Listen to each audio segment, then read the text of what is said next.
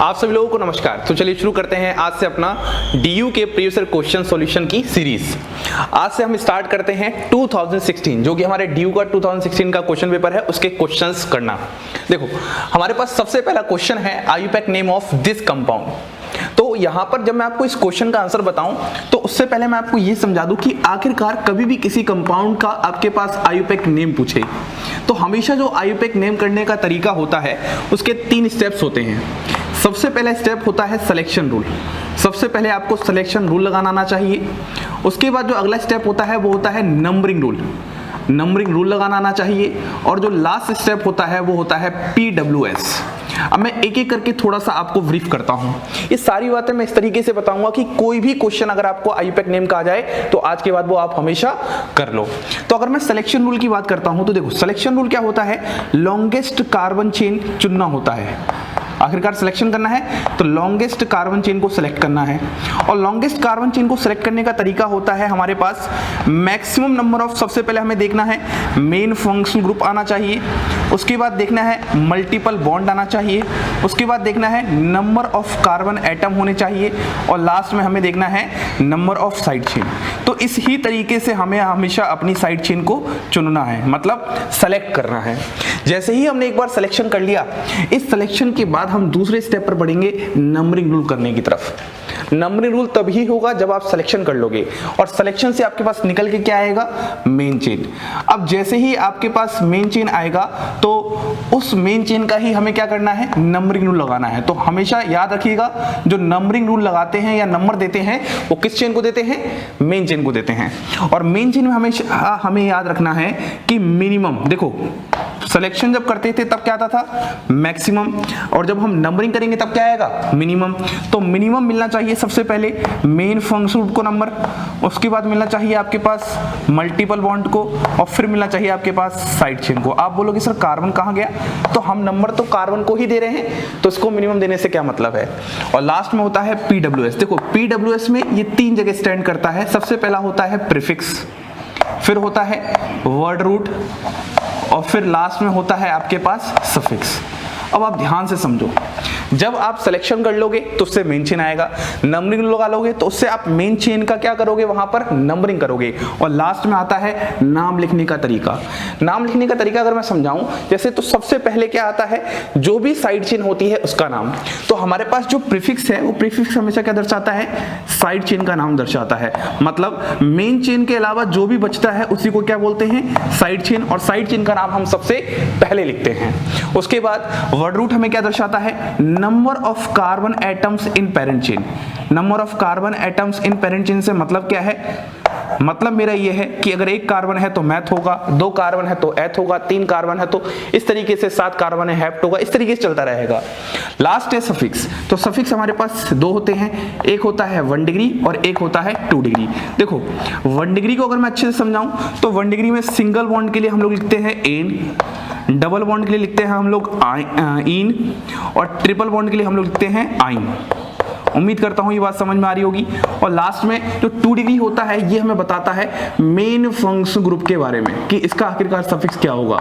और ये आपको प्रायोरिटी टेबल से पता चलेगा, और प्रायोरिटी टेबल में ही क्या लिखा होता है, सफिक्स लिखा होता है। तो मैंने इस चैनल के कम्युनिटी पोस्ट पे एक पूरी प्रायोरिटी टेबल बना रखी है जहां पर सभी फंक्शन ग्रुप के प्रीफिक्स और सफिक्स लिख रखे हैं। और मेरा यहां पर इस पूरे लेक्चर में पूरी प्लेलिस्ट बना रखी है जहां पर पूरी डिफरेंट ऑर्गेनिक कंपाउंड्स की आयुपैक नेमिंग खत्म कर रखी है, अगर आपको नहीं आती हो तो आप सुनो इस क्वेश्चन को हम कैसे करेंगे। मैंने इस क्वेश्चन को बताने से पहले मैंने आपको ये पूरा कॉन्सेप्ट बता दिया। जब भी आपको नेमिंग सीखनी है हमेशा इस ही तरीके से अप्रोच करना है। अब मैं इस क्वेश्चन की बात करता हूं तो सबसे पहले मैंने क्या बोला, सिलेक्शन रूल लगाना है।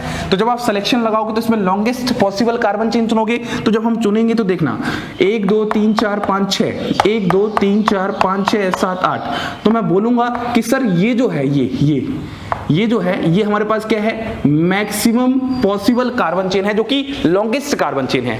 तो पहला काम क्या हो गया, सिलेक्शन हो गया। अब मैं बात करता हूं नंबरिंग रूल। देखो अगर अब आप नंबर दोगे तो नंबर ध्यान से देखना, 1 2 3 4। 4 पर साइड चेन आ रही है क्योंकि ये आपके पास क्या है, साइड चेन, और इसका नाम ही क्या है, इथाइल। ये भी आपके पास क्या है, साइड चेन, और ये भी आपके पास क्या है, side chain. Main parent carbon chain के अलावा जो भी बचता है वो साइड चेन होता है। तो यहां से 4 पर साइड चेन आ रही है 1 और यहां पे 4 पर साइड चेन आ रही है 2। तो आपको नंबरिंग रूल में एक बात और याद रखनी है, 2 चीजें और होती हैं, एक होता है लोएस्ट लोकेंट रूल और एक होता है alphabetical rule. Lowest locant rule ये कहता है हमेशा वहां पर जो लोकेंट सेट है वो कम से कम आना चाहिए। लोकेंट सेट का मतलब जहां पर साइड चेन जुड़ी है। देखो यहां पर जो साइड चेन है वो चौथे पर आ रही है, यहां पर भी साइड चेन चौथे पर आ रही है, लेकिन यहां पर 1 1 आ रहा है, मतलब यहां पर हम बोलेंगे यहां पर कम से कम नंबर 2 ग्रुप्स को मिलेगा। देखो मैं करके दिखाता हूं, अगर आप इस तरफ से नंबरिंग करोगे, देखो अगर आप करते हो 1 2 3 4 5 6 7 8 तो आपके पास क्या बनेगा लोकेंट। लोकेंट का मतलब साइड चेन को दर्शाओ 4 5 5, ये हो गया लोकेंट। लोकेंट का मतलब सिंपल आप समझो कि जो साइड चेन मेन चेन से जुड़ी होती हैं उसी का हम सेट लिख देते हैं कि कहां पर साइड चेन मेन चेन से चुनी है।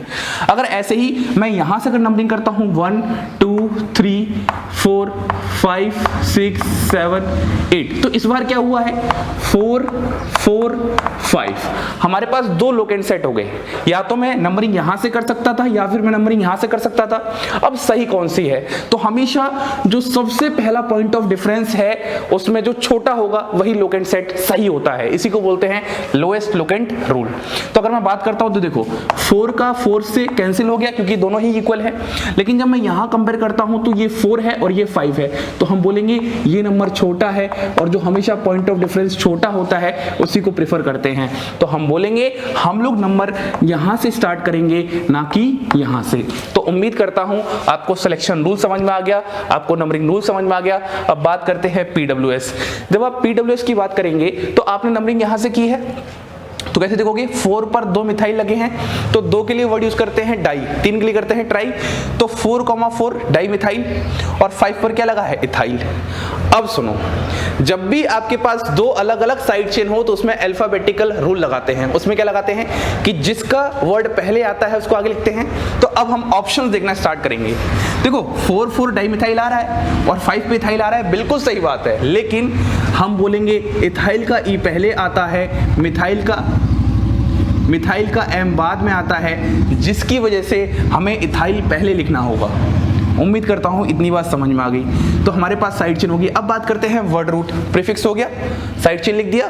वर्ड रूट की अगर मैं बात करूंगा तो यहां पर नंबर ऑफ कार्बन एटम है, तो इसमें टोटल कितने नंबर ऑफ कार्बन एटम है 8, और 8 का मतलब क्या होता है ऑक्ट। तो आप देख लो ये ऑक्ट भी लिखा है और यहां पर सब में सिंगल बॉन्ड है, जो इसकी मेन चेन है उसमें क्या है सिंगल बॉन्ड है, तो हम बोलेंगे यहां पर ऑप्शन नंबर बी सही हो गया। देखो तो ये वाला गलत क्यों हो गया, क्योंकि इसमें मिथाइल पहले था, ये वाला तो कुछ अलग ही जा रहा है। तो कुल मिला के बात ये है, जब भी आपको आईयूपैक नेमिंग का क्वेश्चन आए हमेशा इन कॉन्सेप्ट्स को लगाइएगा। नंबरिंग रूल लगाते समय आपको लोएस्ट लोकेंट रूल और अल्फाबेटिकल रूल ध्यान देना है, और एक बात याद रखना, हमेशा लोएस्ट लोकेंट रूल जीतता है as compare to alphabetical rule.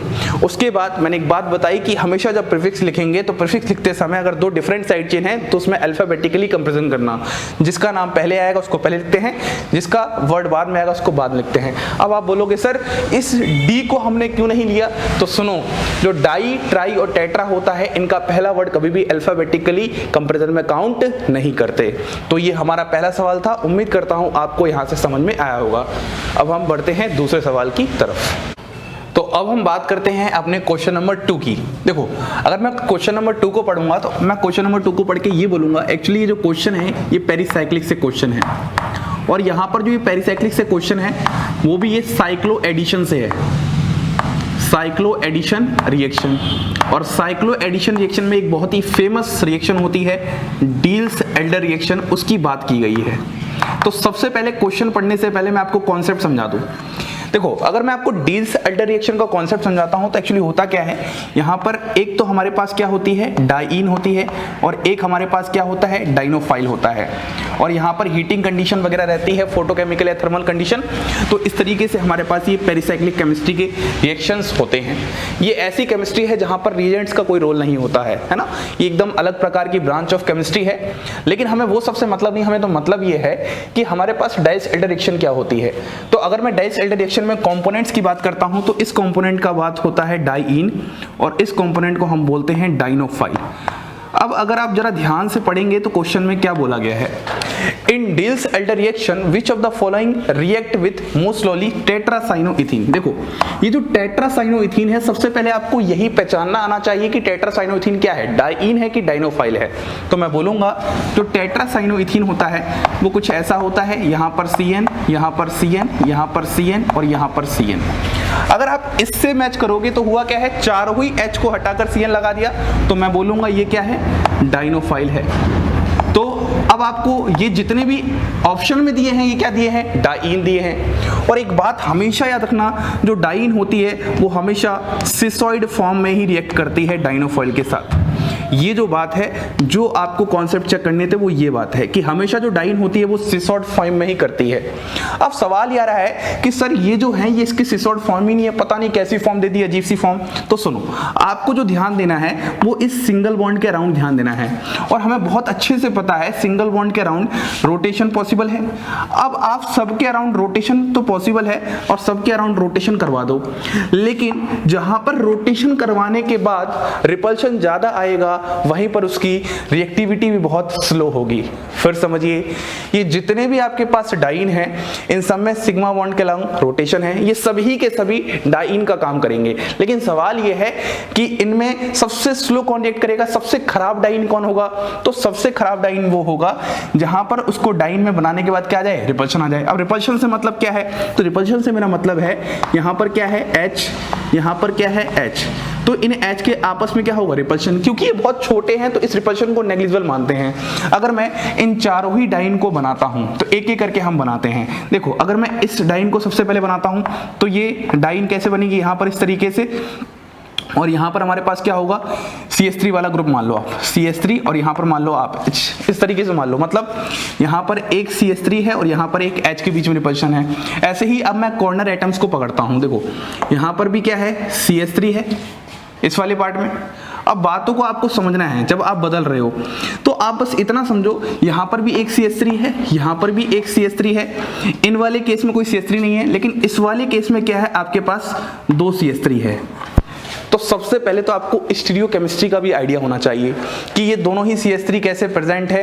और 2 CH3 को जब आप यहाँ पे इसकी सिसॉइड फॉर्म में बदलोगे, क्योंकि सब सिसॉइड फॉर्म में होते हैं, तो यहाँ पर इसकी सिसॉइड फॉर्म में बदलने के बाद ये यहाँ पर CH3 हो जाएगा और ये यहाँ पर CH3 हो जाएगा। अब आप देखो इस लास्ट वाले ऑप्शन को जरा ध्यान से देखो, जब आपने इसमें बदला तो ये क्या है, बल्कि ग्रुप है, और ये वाला भी क्या है, बल्कि ग्रुप है, जिसकी वजह से यहाँ पर क्या होगा, रिपल्शन ज्यादा होगा।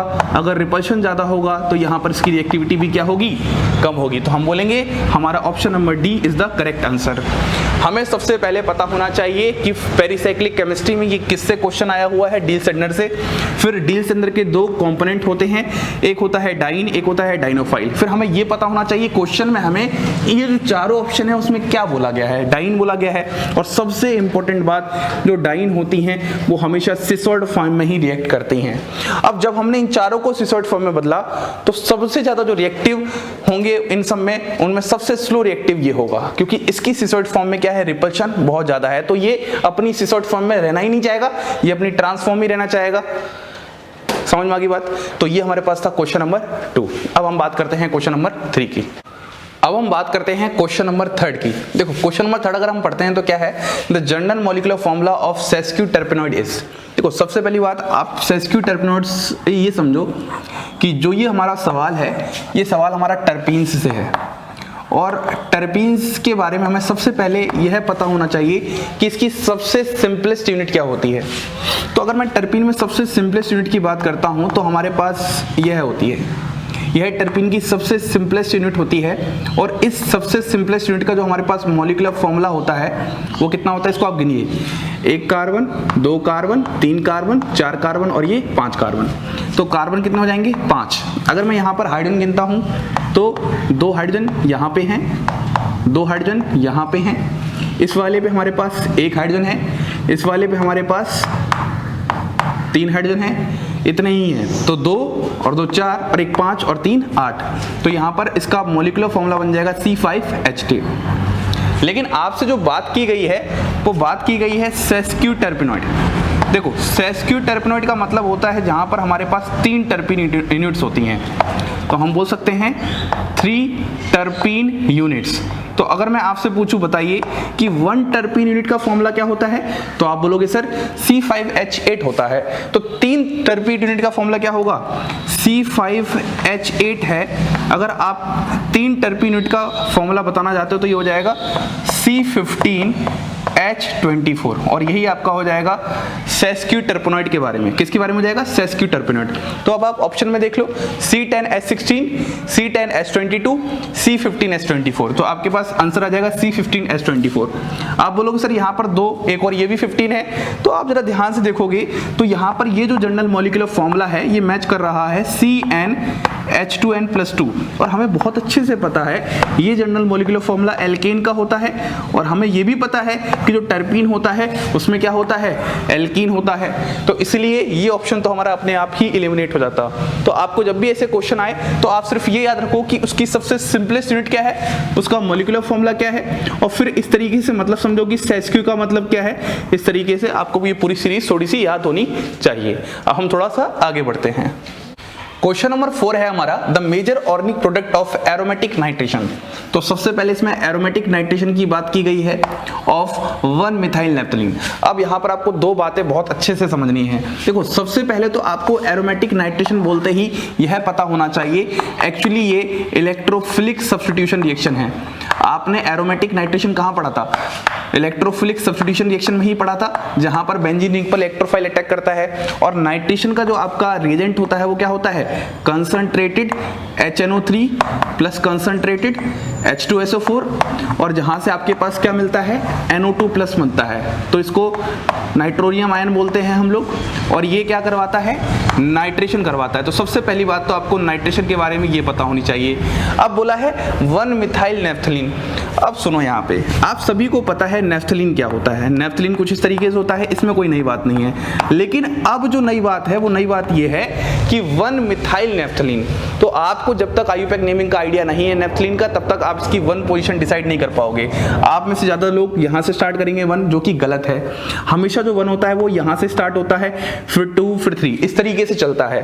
अब 1 पे मिथाइल लगा है तो हम बोलेंगे यहाँ पर क्या आ जाएगा, CH3 आ जाएगा। तो सबसे पहले हमें स्ट्रक्चर पता होना चाहिए। लेकिन कभी कभी अगर आपको स्ट्रक्चर नहीं पता चल रहा है तो आप यहाँ पर अगर ऑप्शन देखोगे तो ऑप्शन में ही ऑलमोस्ट बहुत हद तक एक क्लू छुपा हुआ है कि यहाँ पर अगर मैं NO2 गायब कर दूं तो यहाँ पर कुछ ऐसा ही स्ट्रक्चर आ रहा है। तो कभी कभी ऑप्शंस पे भी ध्यान देना है क्वेश्चन करते समय। जब इतनी बात हमने कर चुकी है तो यहाँ पर हमारे पास क्या है, नाइट्रेशन है, तो यहाँ से क्या आएगा, NO2 प्लस आएगा, ये वाला नाइट्रेटिक मिक्सचर होता है। अब ये NO2 प्लस अटैक कहाँ करेगा, हमारा सवाल यही है। तो आप अच्छे से समझते हो ये इलेक्ट्रोफिलिक सब्स्टिट्यूशन रिएक्शन है जहां पर इलेक्ट्रॉन डेंसिटी ज्यादा होगी। तो जहां पर इलेक्ट्रॉन डेंसिटी ज्यादा होगी वहीं पर अटैक होगा। अब अगर मैं इलेक्ट्रॉन डेंसिटी की बात करता हूं, सुनो, एक रिंग मेरे पास ये है, इसको मैं बोल देता हूं रिंग नंबर 1 और एक रिंग मेरे पास ये है, इसको बोल देता हूं मैं रिंग नंबर 2। आपको पता है इस रिंग के साथ CH3 ग्रुप लगा है और अगर CH3 ग्रुप लगा है तो ये अपना क्या दिखा रहा है, +H, हाइपर कॉन्जुगेशन दिखा रहा है। आपको अच्छे से आइडिया है, यहां से इलेक्ट्रॉन डेंसिटी जाएगी और यहां नेगेटिव बढ़ेगा। और ये जो +H है वो वर्क कहां करता है, ये ऑर्थो एंड पैरा पर वर्क करता है। ये बात आपको बहुत अच्छे से पता होनी चाहिए कि हाइपर कॉन्जुगेशन कभी भी मेटा पर वर्क नहीं करता। अब इतनी जानकारी हो चुकी है तो आप खुद सोचो, इस वाली रिंग पर अगर हाइपर कॉन्जुगेशन वर्क कर रहा है, बल्कि इस वाली रिंग पर कोई हाइपर कॉन्जुगेशन सा प्लस इफेक्ट नहीं है, तो हम बोलेंगे इस रिंग की इलेक्ट्रॉन डेंसिटी आपकी क्या होगी, ज्यादा। तो देखो अगर अब आप ऑप्शन देखोगे तो आधा सवाल आपका यही हो गया। अगर इस रिंग की इलेक्ट्रॉन डेंसिटी ज्यादा तो इस पर कम, तो हम देखेंगे एक ऑप्शन ये वाला और हाँ एक ही ऑप्शन तो गलत हो ही गया। ये तो हो ही नहीं सकता क्योंकि जो NO2 प्लस होगा वो इस रिंग पर ही ज्यादा फेवरेबल करेगा अटैक करना। इस रिंग पर तो अटैक भूलकर भी नहीं सोचेगा क्योंकि इसमें इलेक्ट्रॉनिसिटी क्या है, कम। अब सुनो, ये वाली पोजीशन क्या है, ऑर्थो है, ये वाली पोजीशन क्या है, पैरा है।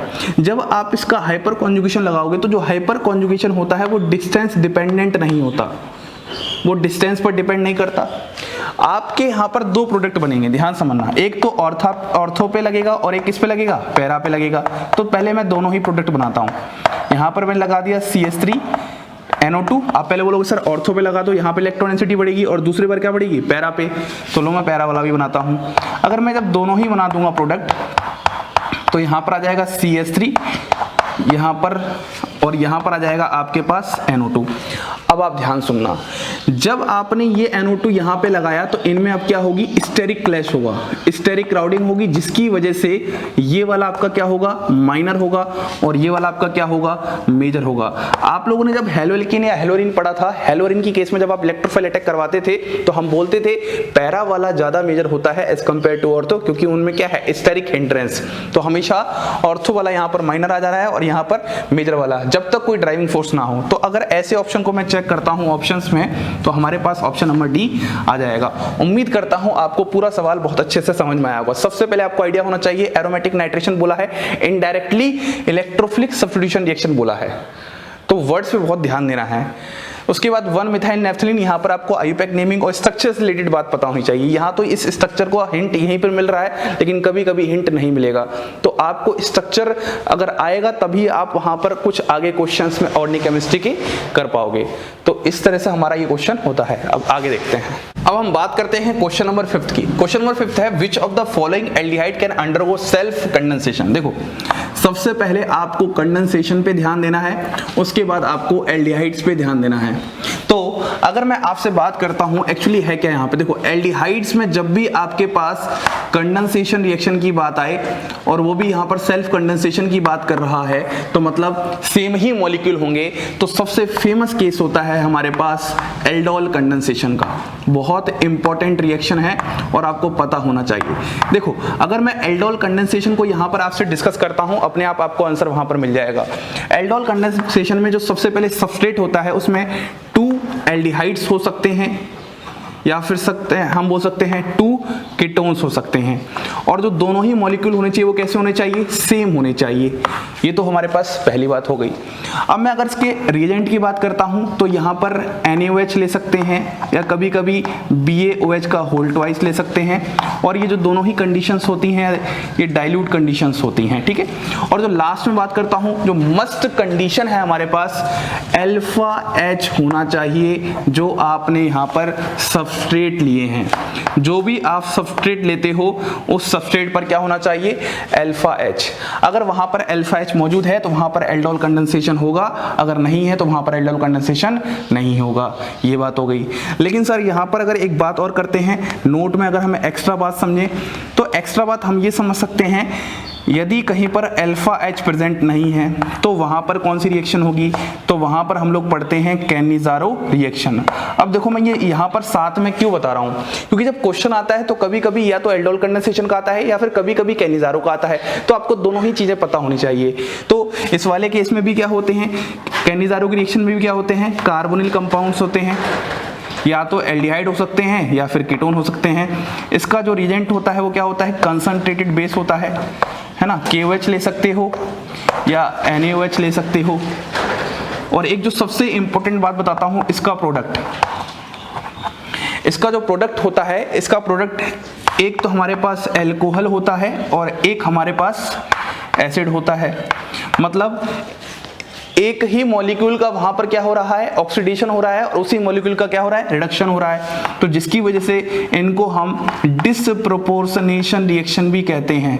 डिसप्रोपोर्शनेशन रिएक्शन क्या होती है, जहां पर रिडक्शन भी होता है और जहां पर ऑक्सीडेशन भी होता है। ये जानकारी आपके बहुत बहुत काम आने वाली है।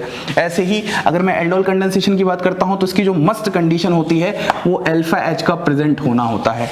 अब क्वेश्चन पर आते हैं, विच of the following aldehydes can undergo self condensation. यहां पर सेल्फ लगा दिया तो घबराने की जरूरत नहीं है। एल्डोल कंडेंसेशन 3 प्रकार के होते हैं, सेल्फ कंडेंसेशन, दूसरा क्रॉस कंडेंसेशन, तीसरा इंट्रामोलिकुलर कंडेंसेशन, एक ही मॉलिक्यूल में हो रहा हो, और चौथा और होता है रेट्रो एल्डोल कंडेंसेशन। जब मैं डिटेल में नेम रिएक्शन पढ़ाऊंगा तो सारी चीजें बताऊंगा। तो अब सुनो यहां पर होता क्या है। अगर मैं क्वेश्चन को देखता हूं, देखो PHCHO, आपको स्ट्रक्चर पता होना चाहिए और स्ट्रक्चर से फिर अल्फा H देखना पता होना चाहिए। हमें आधे से ज्यादा लोगों को पता तो है कि अल्फा H प्रेजेंट होना चाहिए, लेकिन अल्फा H देखना नहीं आता। तो आपको अल्फा H पता होने के साथ देखना भी आना चाहिए, देखना आना चाहिए। बहुत बड़ी बात बता रहा हूं, जो जहां पर आपकी बहुत बड़ी दिक्कतें होती हैं। तो अगर मैं PHCHO बनाता हूं तो देखो PH मतलब ये है बेंजीन इस तरीके से, और यहां पर क्या लगा दिया मैंने, CHO लगा दिया। अब देखो हमेशा जो फंक्शनल ग्रुप होता है उसकी पोजीशन क्या होती है, 0 होती है। उसके बगल में जो कार्बन होता है उसको अल्फा कार्बन बोलते हैं, और अल्फा कार्बन पर जो हाइड्रोजन होता है उसी को अल्फा हाइड्रोजन बोलते हैं। तो देखो इस कार्बन पर कोई भी हाइड्रोजन नहीं है। खुद देखो ये कार्बन है, एक बॉन्ड यहाँ, एक बॉन्ड यहाँ, एक बॉन्ड यहाँ, और एक ये पाई बॉन्ड, तो इस पर कोई हाइड्रोजन नहीं है, तो इस पर कोई अल्फा H नहीं है, तो ये हमारा आंसर नहीं हो सकता। ऐसे ही अगर मैं HCHO की बात करता हूं तो ये तो बहुत सिंपल है, HC डबल बॉन्ड OH। ये वाली अगर मेरे पास पोजीशन क्या हो जाएगी, 0, तो उसके बगल में कोई अल्फा कार्बन ही नहीं है। ये सब हमने हाइपर कॉन्जुगेशन के टाइम बहुत अच्छे से देखा था कि अल्फा H का मतलब क्या होता है। ऐसे ही अगर मैं इसके एग्जांपल की बात करता हूं, CH3 CH3 CH3 और यहाँ पर C डबल बॉन्ड OH। अभी क्या बताया, CHO ग्रुप को जो फंक्शनल ग्रुप होता है उसको 0 बोला, उसके बगल में अल्फा कार्बन, और अल्फा कार्बन पर कोई हाइड्रोजन उपस्थित नहीं है। ये भी आंसर नहीं है, ये भी नहीं है। तो अब ये बच रहा है, या तो इसको टिक कर दो या फिर आप चेक करो। देखो जब चेक करोगे तो कैसे करोगे, CH और यहाँ पर CH2 CH3 CH2 CH3 और यहाँ पर क्या है, CHO है। अब जरा ध्यान देखो, ये जो CHO ग्रुप है इसको मैंने 0 बोल दिया, और इसके बगल में क्या हो गया, अल्फा कार्बन हो गया, और इस अल्फा कार्बन पर क्या मौजूद है, हाइड्रोजन। तो मैं आराम से बोल सकता हूँ यहाँ पर अल्फा हाइड्रोजन प्रेजेंट है, तो ये सेल्फ कंडेंसेशन में जाएगा। ज़्यादा अच्छे से बोलूँ एल्डोल कंडेंसेशन में जाएगा, तो वहाँ पर प्रोडक्ट बनेगा। अब आप यहाँ पर सिर्फ इस क्वेश्चन में इतना मत करना, आप तो अब यहाँ पर ये भी करना कि इसका प्रोडक्ट क्या बनेगा, और उस प्रोडक्ट के बाद एक इवन सी भी रिएक्शन होती है हीटिंग करवा के। पहले तो एल्डोल रिएक्शन होती है, फिर कंडेंसेशन होती है। एल्डोल का मतलब यहाँ पर क्या होगा, आपके पास OH ग्रुप का इंट्रोडक्शन आ जाएगा। अगर आप देखोगे बीटा हाइड्रोक्सी कीटोन आपने सुना होगा ना, वहाँ पे इस तरीके से बनेगा। अब उसको जब हीटिंग करोगे तो वहाँ पर क्या होगा, वाटर मॉलिक्यूल बाहर निकल जाएगा, तो वहाँ पे अनसैचुरेटेड कार्बोनिल कंपाउंड्स का फॉर्मेशन होता है। आपने बहुत बार ये रिएक्शन की हैं। तो ये हमारे पास बहुत अच्छा क्वेश्चन था, और ये क्वेश्चन DU एग्जाम हो गया, BHU एग्जाम हो गया, CUSET एग्जाम हो गया, या फिर जितने भी MSc इंटरेस्ट के एग्जाम होते हैं, ये क्वेश्चन ऑलमोस्ट हर बार रिपीट होते हैं। या तो कभी ये रिपीट होगा या फिर कभी ये रिपीट होगा। चलिए आगे बढ़ते हैं। अब हम क्वेश्चन नंबर 6 की बात करते हैं। देखो बहुत छोटा लिखा है मानता हूं, लेकिन लिंक के डिस्क्रिप्शन में मैंने क्वेश्चन पेपर दे दिया है, आप वहां से देख सकते हैं। Cyclamate and artificial sweetener can be prepared by the reaction of. देखो जो भी ये कहानी लिखी है ये सिर्फ डराने के लिए होती है। आप जब ऑर्गेनिक केमिस्ट्री क्वेश्चन करोगे और अगर आपको कोई स्टेटमेंट ऐसे लिखा हो, फलाना ढिमकाना used in medicinal in chemistry used as a artificial sweetener, तो उसे घबराना मत। अब यहाँ पर मुद्दे की बात क्या है, by the reaction of cyclohexyl amine and chlorosulfonic acid, ये आपके पास सबसे मेन है। उसके बाद followed by treatment with sodium hydroxide, इसको मत भूलना। What is the structure of cyclamate. ऐसे तो डर के पता नहीं क्या लग रहा है कि साइक्लामेट का क्या ही स्ट्रक्चर होगा, लेकिन आपको यहाँ बोला गया है, क्या बोला गया है इस क्वेश्चन में, आपके पास साइक्लोहेक्साइल अमीन है, तो आपको पता है साइक्लोहेक्साइल अमीन क्या होगा, ये साइक्लोहेक्साइल ग्रुप है, और यहाँ पर क्या है ये NH2, तो इसको हम बोलते हैं साइक्लोहेक्साइल अमीन। अब अगर मैं इसकी रिएक्शन करवाता हूं क्लोरोसल्फोनिक एसिड, आपको सल्फ्यूरिक एसिड तो पता ही है, तो वैसा ही कुछ होता है। यहाँ पर OH, यहाँ पर S डबल बॉन्ड O, और यहाँ पर एक OH की जगह यहाँ पर क्या लिख दो, Cl। इसको हम बोलते हैं क्लोरोसल्फोनिक एसिड, क्लोरोसल्फोनिक एसिड, और बाद में क्या होगा, फॉलोड बाय सोडियम हाइड्रोक्साइड। लेकिन पहले हम इतनी रिएक्शन को समझते हैं। देखो आपको अच्छे से पता है यहाँ पर नाइट्रोजन के ऊपर लोन पेयर है, तो अगर लोन पेयर है और यहाँ पर आपके पास क्या है, पॉजिटिव सेंटर है, तो ये कैसा है, इलेक्ट्रॉन डेफिशिएंट सेंटर है। हम लोगों ने इलेक्ट्रोफाइल पहचानते समय पढ़ा था, जिस तरीके से SO3 में होता है वैसे ही यहाँ पर होता है। तो ये क्या करेगा, ये लोन पेयर यहाँ पर अटैक करेगा, बात समझ में आ रही है। जैसे ये लोन पर यहाँ अटैक करेगा, ये डबल बॉन्ड यहाँ शिफ्ट होगी, तो देखो किस तरह से बनेगा, ये यहाँ पर कुछ ऐसा बन जाएगा, NH पॉजिटिव आ जाएगा, और इसका हो जाएगा SO minus double bond OH और Cl, ये इतना बन जाएगा। अब अगर मैं आगे बताऊं, देखो आगे क्या होता है इस वाले केस में, ये O माइनस वापस आएगा और ये Cl इसको बाहर निकाल देगा। Cl माइनस क्या होता है, गुड लिविंग ग्रुप होता है, और ये Cl माइनस क्या करेगा, इस H प्लस को भगा देगा, क्योंकि नाइट्रोजन के ऊपर क्या है, पॉजिटिव चार्ज, तो ये पागल हो जाएगा। किसी भी इलेक्ट्रोनेगेटिव एटम के ऊपर पॉजिटिव चार्ज, तो वो पागल हो जाता है। तो अब हमारे पास क्या तस्वीर बनेगी, अब हमारे पास ये वाली तस्वीर बन जाएगी, NH S double bond O और यहाँ पर OH। इतना आ गया। अब बाद में क्या बोला है, फॉलोड बाय सोडियम हाइड्रोक्साइड। तो अगर मैं फॉलोड बाय सोडियम हाइड्रोक्साइड की बात करता हूं तो देखो क्या हो जाएगा, NaOH है। और आपको पता है ये क्या है, बेस। तो बेस हमेशा किसकी तलाश में होता है, एसिडिक H की। तो यहाँ पर जो सबसे ज्यादा एसिडिक H होगा उसको सॉल्ट की फॉर्म में कन्वर्ट कर देगा। एसिडिक H क्या कर देगा, रिमूव करके सॉल्ट बना देगा। ये एकदम बेसिक फंडा होता है एसिड बेस रिएक्शन का। जब ऐसा करेगा देखो, ये OH माइनस क्या करेगा, इसको H+ को भगाएगा, क्योंकि यही H क्या है, सबसे ज्यादा एसिडिक होता है। एक H तो आपके पास यहाँ है और एक H आपके पास यहाँ है। तो आप बोलोगे सर आपने इस H को क्यों नहीं भगाया, इस H को क्यों भगाया, क्योंकि ये H सबसे ज्यादा एसिडिक है। उसका रीजन क्या है, यहाँ पर अगर बनाओगे तो 3 इक्विवेलेंट रेजोनेटिंग स्ट्रक्चर बनेंगे, तो इसका कॉन्जुगेट बेस जो अनायन है वो सबसे ज्यादा स्टेबलाइज होगा।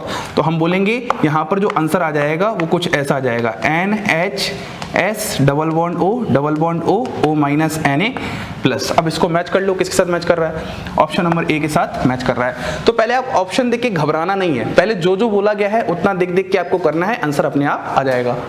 आगे देखते हैं।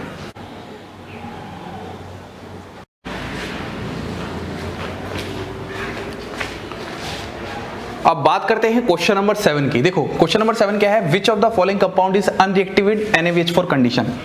सबसे पहले आप क्वेश्चन पढ़ते हुए बहुत सावधानी रखिए। इसमें बोला है अनरिएक्टिव, और अनरिएक्टिव का अंग्रेजी होता है जो रिएक्टिव ना करता हो, है ना, इसका हिंदी यही होता है, इन NaBH4 कंडीशन। तो सबसे पहली बात आपको रिएजेंट का आइडिया होना चाहिए। ये जो रिएजेंट है ये कैसा रिएजेंट है, रिड्यूसिंग रिएजेंट है। अब आप पूछोगे सर रिड्यूसिंग रिएजेंट से मतलब क्या होता है, जो क्या करता है, आपका रिडक्शन करता है। और सर रिडक्शन से क्या होता है, रिडक्शन से आपसे बहुत अच्छे से पता है, वहां पर हाइड्रोजन ऐड होते हैं और ऑक्सीजन रिमूव होते हैं, इतनी बात हो गई। अब अगर मैं रिड्यूसिंग रिएजेंट की ही बात करता हूं तो हमारे पास दो सबसे मेन होते हैं, एक होता है LiAlH4 और एक होता है आपके पास NaBH4। ठीक है, इन दोनों की बात करते हैं। जो LiAlH4 होता है ये बहुत ही स्ट्रॉन्ग रिड्यूसिंग एजेंट होता है, ये ऑलमोस्ट सबको ही रिड्यूस करता है। लेकिन जो ये NaBH4 होता है ये क्या होता है, वीक रिड्यूसिंग एजेंट होता है। और यह याद रखना आज के बाद हमेशा एस्टर के साथ रिएक्शन नहीं दिखाता, मतलब रिएक्टिव इन नेचर नहीं है। तो जब हमारे पास क्वेश्चन पूछा गया तो हम बोलेंगे विच of the following compound is unreactive in NaBH4 condition. तो पहला वाला हमारे पास क्या है, एल्डिहाइड है। दूसरा वाला क्या है, कीटोन है। लिख देता हूं मैं, पहला वाला हमारे पास क्या है, एल्डिहाइड है। दूसरा वाला क्या है हमारे पास, कीटोन है। तीसरा वाला क्या है हमारे पास, एस्टर है। और चौथा वाला हमारे पास क्या है, बेंजल्डिहाइड है। तो आप एक बात हमेशा याद रखना, जो रिड्यूसिंग रिएजेंट्स होते हैं LiAlH4 और NaBH4 ये दोनों ही जो हमारे पास कार्बोनिल कंपाउंड्स होते हैं। कार्बोनिल कंपाउंड्स में कौन कौन हो सकता है हमारे पास, या तो एल्डिहाइड हो सकते हैं या फिर कीटोन हो सकते, क्या है, होते ही हैं, एल्डिहाइड या फिर कीटोन। ये दोनों ही रिएक्शंस दिखाते हैं। लेकिन जब एस्टर की बात करते हैं तो एस्टर के साथ LiAlH4 तो रिएक्शन दिखाता है लेकिन NaBH4 रिएक्शन नहीं दिखाता है। इस बात को ही ध्यान रखना है और उसी ही बेसिस पर ये क्वेश्चन पूछा गया है। तो हमारा आंसर हो जाएगा सी, कि सी के साथ ये अनरिएक्टिव है। अब यहाँ पे एक बहुत ही फेमस क्वेश्चन पूछते हैं एग्जामिनर, आपको अगर ऐसे नहीं तो आपको पक्का ऐसे जरूर फंसा देगा एग्जामिनर। ऐसा क्वेश्चन पूछता है यहाँ पर और यहाँ पर लिखता है NaBH4 और बोलता है कंप्लीट द रिएक्शन। अब इसमें क्या नई बात होगी क्या, एक बार हमें अच्छे से पता चल चुका है रिड्यूसिंग रिएजेंट दो होते हैं, LiAlH4 NaBH4। NaBH4 week reducing reagent होता है और एस्टर के साथ रिएक्शन नहीं दिखाता। तो हम बोलेंगे सर जब हम इसका रिएक्शन करेंगे तो जो एस्टर है इसके साथ तो कोई छेड़छाड़ नहीं करेगा, लेकिन ये जो कीटोन है इसको छोड़ेगा भी नहीं। जो कीटोन होता है उसके C डबल बॉन्ड O को हटाकर रिडक्शन का तरीका क्या था, OH और H लगाओ। अगर आप लोगों ने मेरे से रिएक्शन मैकेनिज्म पढ़ा था तो मैंने आपको डिटेल में बताया था और रिएजेंट्स के टाइम पे भी बताया था, रिड्यूसिंग रिएजेंट्स के टाइम। और यहाँ पर ये C double bond O OCH3 ऐसे ही रहेगा। तो देखो ये वाला जो ग्रुप था वो पूरा का पूरा वैसे ही रहा, लेकिन ये वाला ग्रुप किसमें चेंज हो गया, अल्कोहल में। तो कभी कभी क्वेश्चन ये भी आ सकता है कि एल्डिहाइड सामने एरो पे डैश लगा देगा और बोल देगा अल्कोहल। किससे बना सकते हैं, रिड्यूसिंग एजेंट से बना सकते हैं। ये चीज़ों को समझो। जितना अच्छा आपकी कनेक्टिविटी होगी ऑर्गेनिक केमिस्ट्री के साथ, उतनी अच्छी आपको ज़्यादा समझ होगी ऑर्गेनिक केमिस्ट्री के क्वेश्चंस की। रिएजेंट की सबसे अच्छी पकड़ होनी चाहिए, कैसे भी क्वेश्चंस पूछ सकते हैं। इसी क्वेश्चन को पूछने का तरीका ये भी बन सकता है और इसी क्वेश्चन को पूछने का तरीका थोड़ा सा चेंज कर सकते हैं, रिएजेंट पूछ सकते हैं। तब आप क्या करोगे, तब आप सोचोगे अच्छा KMnO4 करेगा, KMnO4 तो ऑक्सीडाइजिंग एजेंट होता है, नहीं Na2Cr2 करेगा, वो भी ऑक्सीडाइजिंग एजेंट होता है। तो आपको रिएजेंट का बहुत अच्छा आइडिया होना चाहिए। तो ये हमारा आंसर हो जाएगा। इसलिए मैंने बोला था क्वेश्चन करने का आपको अप्रोच आना चाहिए। ये नहीं कि आपने क्वेश्चन पढ़ा और आंसर टिक कर दिया, कैसे किया, क्यों किया और उससे आसपास में क्या क्या क्वेश्चन बन सकते हैं, ये सारी पॉसिबिलिटीज आपको चेक करनी है। एग्जामिनर क्वेश्चंस उसी से लिंक्ड बना सकता है। तो अगर मैं इसकी बात करता हूं एस्पिरिनिस, देखो ये बहुत फेमस क्वेश्चन होते हैं और ये रट्टा मार नेमिंग होती है, जो कि मैंने पूरी आईयूपैक नेमिंग की प्लेलिस्ट में पढ़ा रखी है, अलग से रट्टा मार नेमिंग। अब इसमें सबसे पहले बोला सैलिसिलिक एसिड, तो आपको सबके स्ट्रक्चर ही पता होने चाहिए। तो सबसे पहले एक बार स्ट्रक्चर की बात करते हैं। देखो सैलिसिलिक एसिड जो हमारे पास होता है वो क्या होता है, यहाँ पर COOH और इसके ऑर्थो पोजीशन पर OH। अगर मैं इसका आईयूपैक नेम पूछूं तो क्या बोलोगे, सर ये वाली पोजीशन 1 हो जाएगी, ये 2 हो जाएगी, इसका नाम होता है 2-हाइड्रोक्सी बेंजोइक एसिड। इसका नाम क्या होता है, 2-हाइड्रोक्सी बेंजोइक एसिड। ऐसे ही 2-एसिटॉक्सी बेंजोइक एसिड क्या होता है, 2-एसिटॉक्सी बेंजोइक एसिड। यहाँ पर पहले बेंजोइक एसिड मतलब COOH बनाओ और यहाँ पर हमारे पास होता है C+O और यहाँ पर होता है हमारे पास CH3 मतलब OC+O CH3। ये होता है हमारे पास 2-एसिटॉक्सी बेंजोइक एसिड। 2 क्यों लगाया, क्योंकि यहाँ पर 1 है और यहाँ पर 2 है। तीसरा मिथाइल सैलिसिलेट, देखो मिथाइल सैलिसिलेट क्या होता है, एस्टर होता है, किसका, सैलिसिलिक एसिड का एस्टर होता है। तो अगर मैं बात करता हूं तो कैसे करेंगे, देखो यहाँ पर आपने OH बना के रखो और यहाँ पर आप C+O और O और यहाँ पर लगा दो CH3। इस पॉइंट को समझो, इसी को बोलते हैं मिथाइल सैलिसिलेट। हम बोल सकते हैं methyl ester of salicylic acid, methyl ester of salicylic acid. ऐसे ही 2-एसिटॉक्सी बेंजल्डिहाइड का मतलब क्या होगा, 2-एसिटॉक्सी बेंजल्डिहाइड मतलब यहाँ पर लगाओ CHO और यहाँ पर लगाओ O, C+O और यहाँ पर CH3। कुछ इस तरीके से ग्रुप आ जाएंगे। तो अब मैं पूछूं कि हमारा एस्पिरिन क्या होता है, तो सुनो आज के बाद रट लेना। एस्पिरिन आपका होता है 2-एसिटॉक्सी बेंजोइक एसिड, 2-एसिटॉक्सी बेंजोइक एसिड। और ये बनता कैसे है, तो देखो एक बहुत ही फेमस रिएक्शन होती है, यहाँ पर इस तरीके से COOH रहता है और यहाँ पर क्या है, OH है। तो यहाँ पर हम अगर CH3COCl लेके आ जाएं तो यहाँ पर HCl बाहर निकाल दें, मतलब एसाइलेशन कर दें, इसी को बोलते हैं एसाइलेशन। तो अगर हम एल्कोहल का एसाइलेशन कर दें तो हमारे पास क्या आ जाता है, एस्पिरिन आ जाता है। इस बात को आप बहुत अच्छे से याद रखना। एस्पिरिन हो गया। मिथाइल सैलिसिलेट को हम बोलते हैं ऑयल ऑफ विंटर ग्रीन, इसको भी रट लो, बहुत इंपॉर्टेंट क्वेश्चन है, ये हमेशा ऐसे पूछे जाते हैं और आपको इसी में अटका सकते हैं। तो ये आपका था क्वेश्चन नंबर 8। आगे बढ़ते हैं, अब हम क्वेश्चन नंबर 9 देखते हैं। देखो क्वेश्चन नंबर 9 क्या कहता है, the functional group in the following compound is. ये आपके पास कंपाउंड है और इस कंपाउंड को देखकर आपको फंक्शनल ग्रुप पहचानना है। तो जब आप क्वेश्चन पढ़ते हो तो उसके साथ एक बार ऑप्शन भी आप चेक कर लिया करो, तो ऑप्शन से आपको थोड़ा सा हिंट मिल जाएगा। तो यहाँ से इस सवाल से मुझे एक बात समझ में आ रही है कि क्वेश्चन पढ़ने के बाद हमें ऑप्शन पढ़ने से कभी कभी हिंट मिल जाता है। अब हिंट कैसे मिल रहा है, देखो यहाँ पर हेमी एसिटल, हेमिकीटल, एसिटल, कीटल, ये सारी बातें कही गई हैं। तो अगर हमें याद हो, ये जो भी हमने पढ़ा था ये हमने कार्बोनिल कंपाउंड्स के चैप्टर में पढ़ा था, और कार्बोनिल कंपाउंड्स में हम लोगों ने बहुत ही एक फेमस रिएक्शन पढ़ी थी, उसका नाम है न्यूक्लियोफिलिक एडिशन रिएक्शन। अब वो जो न्यूक्लियोफिलिक एडिशन रिएक्शन है उसको पढ़ने के दौरान हमने क्या पढ़ा था, यदि हमारे पास कोई कार्बोनिल कंपाउंड है, एल्डिहाइड या फिर कीटोन, यदि मैं उसकी एल्कोहल के साथ रिएक्शन करवाता हूं। अब सुनो, यहाँ पर जब मैं एल्कोहल के साथ रिएक्शन करवाऊंगा तो ये रिवर्सिबल इन नेचर होती है, तो मैं यहाँ नहीं दिखा रहा, मैं आपको बस कॉन्सेप्ट समझा रहा हूँ। तो यहाँ पर एक तो पॉसिबिलिटी हमारे पास कुछ ऐसी होती है, मान लो मैं इसको पहले एल्डिहाइड मान लेता हूँ, क्या मानता हूँ, एल्डिहाइड। तो अगर मैंने एक मॉलिक्यूल लिया है तो इस केस में हमारे पास क्या हो जाएगा, OH और OR। लेकिन अगर मैंने यहीं पर 2 मॉलिक्यूल ऑफ अल्कोहल अगर ले लिए तो यहाँ पर क्या हो जाएगा, RCH OR और OR। अब ध्यान से सुनिएगा मेरी बात को, जब हमने एल्डिहाइड को एल्कोहल के साथ रिएक्शन करवाया तो एल्कोहल के साथ रिएक्शन करवा के हमारे पास इस तरीके से क्लास ऑफ कंपाउंड बन रहा है और ये वाला एक क्लास ऑफ कंपाउंड बन रहा है। अब आपको बस ध्यान ये देना है, जब हमारे पास एक OR ग्रुप आ जाए इस कार्बन के साथ, देखो ये वाला तो एज इट इज एल्डिहाइड का उठ के आ चुका है, इसमें तो कोई दिक्कत नहीं है। यहाँ पर हुआ क्या है, C डबल बॉन्ड हटाकर एक OH और OR आया है। अगर एक ही OR हो तो हम बोल सकते हैं उसको हैमी और एसिटल। एसिटल क्यों, क्योंकि एल्डिहाइड है और हैमी मतलब एक ही है, हैमी मतलब आधा आधा दिखा सकते हैं ऐसे। और इसकी बात करता हूं तो यहाँ पर मैं 2 की बात कर सकता हूं, तो हम इसको बोलते हैं एसिटल। तो हैमी एसिटल ये होता है और एसिटल ये होता है, समझ में आ गया होगा।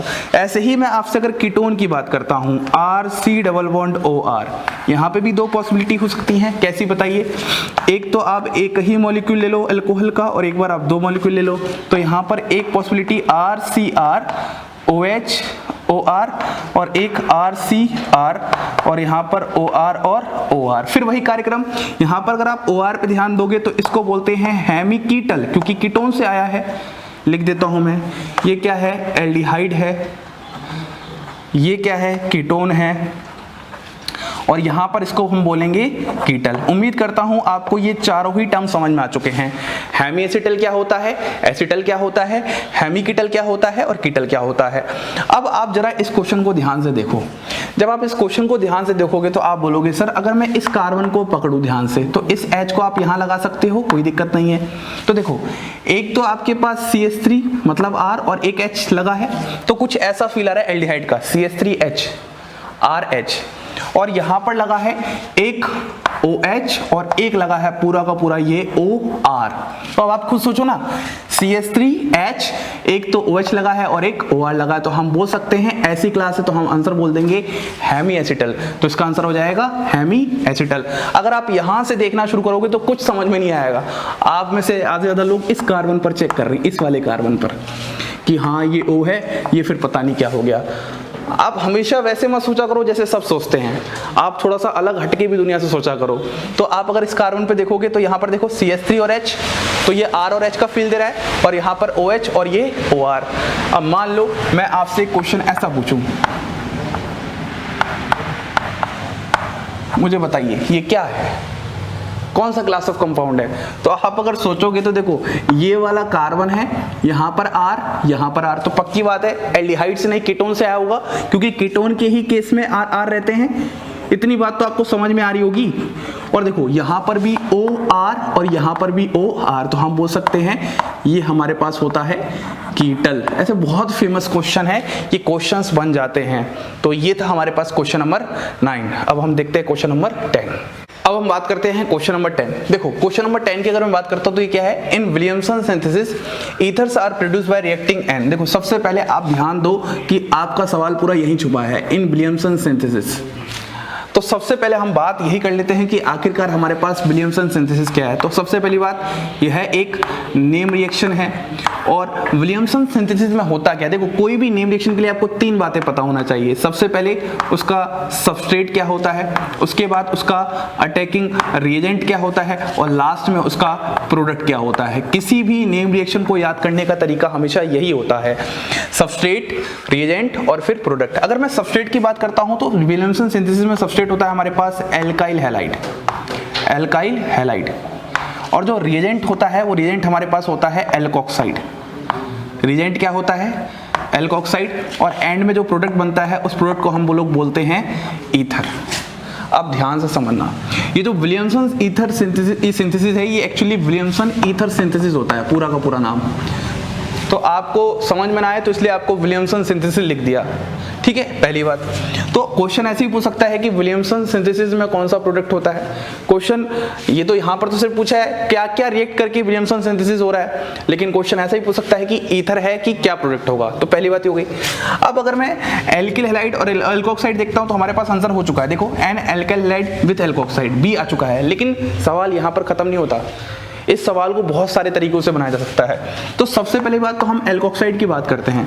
देखो ये जो एल्कोक्साइड बना है ये कैसे बना है, जब आपने एल्कोहल प्लस मेटल का रिएक्शन करवाया होगा तब जाके एल्कोक्साइड बना है।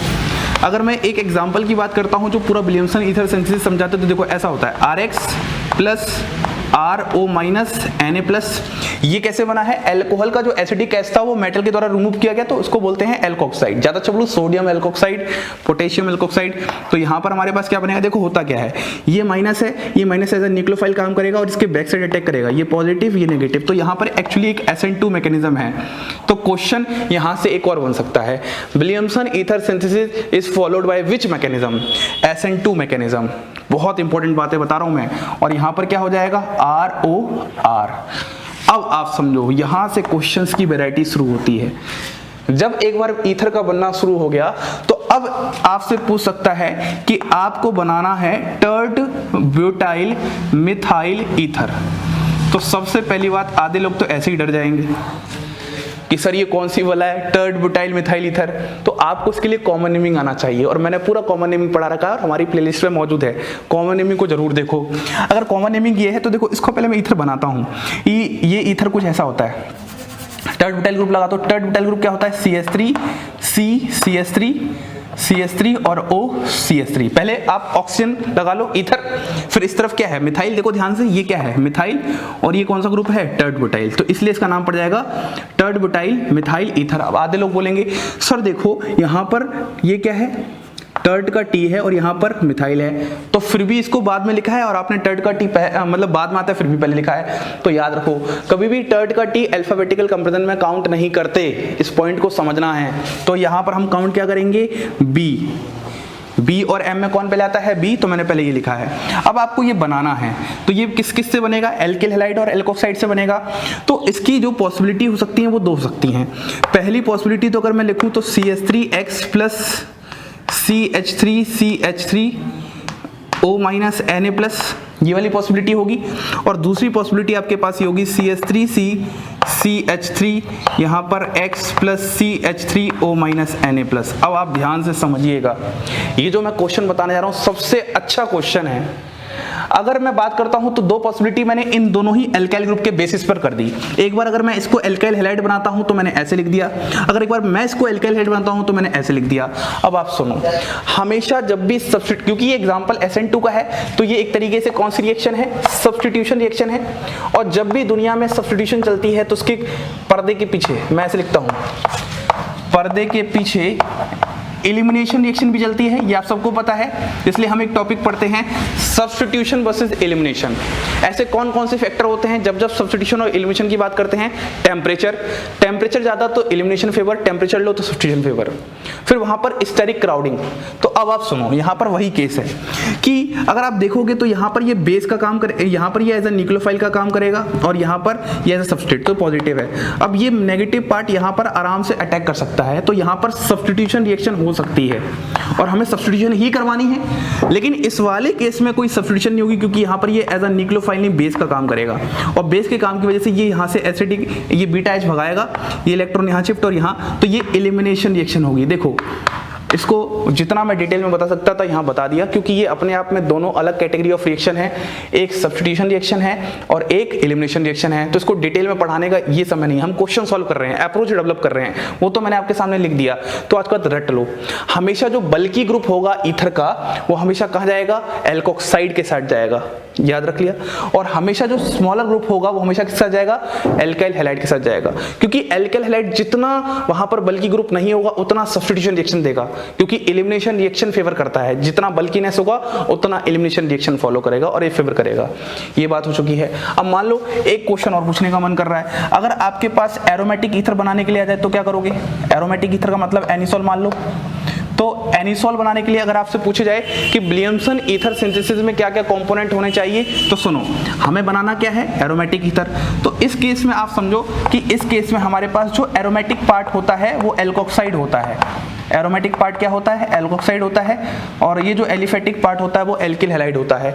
यहाँ पर भी रीजन यही है कि सर यहाँ पर अगर मैं इसका उल्टा करना चाहूँ तो मैं ऐसा भी तो कर सकता हूँ, यहाँ पर मैं एराइल हैलाइड बना दूँ इस तरीके से X, और यहाँ पर क्या बना दूँ? CH3O minus Na+। तो ये पॉसिबल नहीं है। यहाँ पर पॉसिबल इसलिए नहीं है, ये लोन पर यहाँ जाएगा, partial double bond character develop होगा, तो ये माइनस जब अटैक करके यहाँ तोड़ना चाहेगा तो ये टूटेगा नहीं, तो ये रिएक्शन फेवरेबल नहीं है। Because the development of partial double bond character, the bond between C and X bond becomes strong. पता नहीं इतनी अंग्रेजी आज से पहले कब बोली थी। है ना। तो ये सब बातें हमें समझ में आ रही बहुत अच्छे से, उम्मीद करता हूँ आपको ये सारे कॉन्सेप्ट समझ में आ रहे हैं। तो ये वाला तरीका गलत है, ये वाला तरीका सही है। तो अब हमें विलियमसन ईथर सिंथेसिस के बारे में सारी बातें समझ में आ गई। सबसे पहली बात कि इसमें सबस्ट्रेट, रिएजेंट और प्रोडक्ट क्या है, तो प्रोडक्ट इंपॉर्टेंट हो गया। फिर दूसरी बात, ये एक SN2 मैकेनिज्म है, मतलब सब्स्टिट्यूशन रिएक्शन है। और तीसरी सबसे इंपॉर्टेंट बात कि इसके दो टाइप के क्वेश्चंस बनते हैं, एक तो ऐसा आ सकता है और एक एरोमेटिक आ सकता है। जब भी ऐसा है तो आप याद रखो कि जो स्मॉलर ग्रुप है उससे एल्किल हैलाइड बनेगा, और जब भी ऐसा है तो याद रखो हमेशा एरोमेटिक से एल्कोक्साइड ही बनेगा। इतनी सारी बातों के साथ मैं अपना ये पार्ट 1 खत्म करता हूँ क्वेश्चन सीरीज का।